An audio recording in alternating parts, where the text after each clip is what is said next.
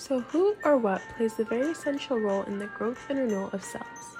Today we're talking about DNA replication, but in order to do that, we need to cover what exactly DNA is. The directive for cells encoder of our traits, a strand of DNA. DNA is made of two linked strands that wind around each other to resemble a twisted ladder, a shape known as a double helix. Thanks to Phoebus Levine, we know that the structure and components of DNA include sugars, phosphate, and nitrogenous bases. DNA molecules have an anti-parallel structure, which means that the two strands of the helix run in opposing directions. Every strand has a 5' and 3' end. The 5' and 3' end designations refer to the number of carbon atoms in a deoxyribose sugar molecule to which a phosphate group bonds.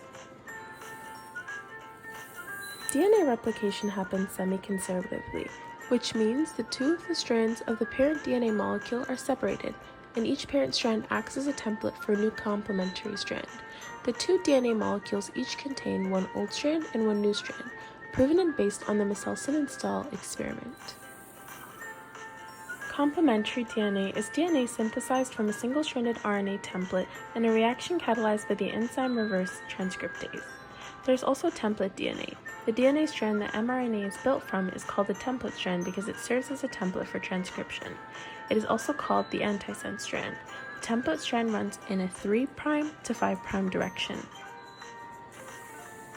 DNA replication would not exist without base pairings. A base pair is a fundamental unit of a double-stranded nucleic acid consisting of two nucleobases bound to each other by hydrogen bonds. The bases are adenine, guanine, cytosine, and thymine. Adenine always pairs with thymine, and guanine always pairs with cytosine. We know them as complementary base pairs. Complementary base pairs allow DNA to build new complementary strands. The first step in DNA replication is called strand separation. The two strands of the DNA double helix uncoil at a specific location called the origin. Several enzymes and proteins are used to speed up reactions and build up or break down molecules. In this case, they work together to prepare or prime the strands for duplication. Finally, a special enzyme called DNA polymerase organizes the assembly of the new DNA strands. But for this to occur, there are a few things that need to happen. First, helicase. Helicase is an enzyme that separates and unwinds DNA strands that break down the hydrogen bonds between base pairs. It separates the two strands and a replication fork is created. The replication fork is a structure that forms within the long helical DNA during DNA replication. It is created by helicases, which breaks the hydrogen bonds holding the two DNA strands together in the helix. The resulting structure is two branching prongs, each one made up of a single strand of DNA. The replication origin. Replication origins are specific sequences that serve as a beginning point where helicase will know to begin.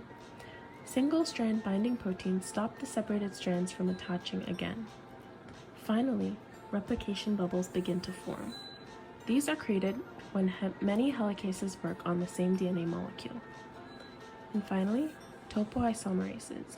These keep the DNA from supercoiling or uncoiling or overwinding and relieve tension by untangling and rejoining strands. The second step of DNA replication is called primer binding. Once the DNA strands have been separated, a short piece of RNA called a primer binds to the 3' end of the strand. The primer always binds as the starting point for replication. Primers are generated by the enzyme DNA primase, which associates itself with the terms we're about to mention. DNA ligase. DNA ligase is a DNA joining enzyme. If two pieces of DNA have matching ends, ligase can link them to form a single unbroken molecule of DNA. Okakazi fragments. These are part of the linking strand built using many small DNA segments. DNA polymerases. They're responsible for building and replicating DNA molecules to build a new strand of DNA. The leading strand is built continuously as DNA polymerase is moving towards the replication fork and only one RNA primer is required. The lagging strand is built continuously as DNA polymerase is moving away from the replication fork. RNA primase starts the new strand, giving DNA polymerase a starting point by building a short RNA primer. RNA primers are made of RNA that initiate DNA synthesis. Primers are required for DNA synthesis because no known DNA polymerase is able to initiate polynucleotide synthesis. The last step of DNA replication is known as termination. DNA ligase joins okakazi fragments together, forming a single unified strand.